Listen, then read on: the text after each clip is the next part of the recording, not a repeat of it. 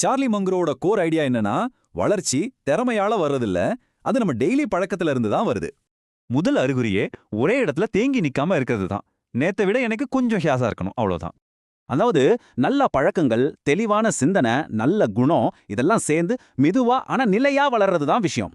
மங்கையரோட இந்த 10 அறிகுறிகளை 3 முக்கிய தூண்டுகளா பிரிச்சிருக்கோம். சரி வாங்க ஒவ்வொன்னா பார்க்கலாம். முதல் தூண் உங்க மனச கூர்மையாக்குறது. உலகத்தை நீங்க தெளிவா பார்க்க இதுதான் உதவும். நிறைய பேர் அவங்க செஞ்சது சரின்னு மத்தவங்க சொல்லணும்னு நினைப்பாங்க. ஆனா நீங்க உங்க தப்ப நீங்களே தேடணும்.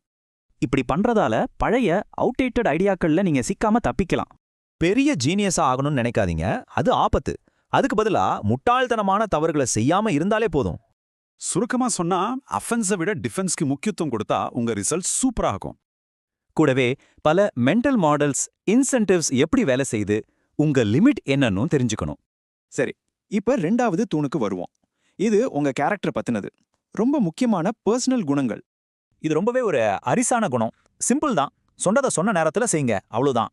மங்கர் சொல்றாரு, நம்பகத்தன்மை தான் நம்பிக்கை, நல்ல உறவுகள், வாய்ப்புகள் எல்லாத்துக்கும் அடித்தளம். பொறாம தான் இருக்கிறதுலே வேஸ்டான ஒரு விஷயம் மங்கர் சொல்லாரு. அதனால கஷ்டம்தான் மிச்சம். அடுத்தவங்க என்ன நினைக்கிறாங்கன்றதை விட்டுட்டு உங்களுக்கு நீங்க உண்மையா இருந்தா எக்கச்சக்க மென்டல் எனர்ஜி சேவ் ஆகும். எனக்கு இது வேணும்னு கேட்கறதுக்கு பதிலா அதுக்கு தகுதியான ஆளா உங்களை மாத்திக்கிறதுல கவனம் செலுத்துங்க.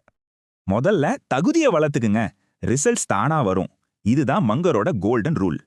இப்ப கடைசி தூண், இது லாங் டேர்ம்ல ஜெயிக்கிறதுக்கு தேவையான ஸ்ட்ராட்டஜிக் டிசிப்ளின் பத்தினது.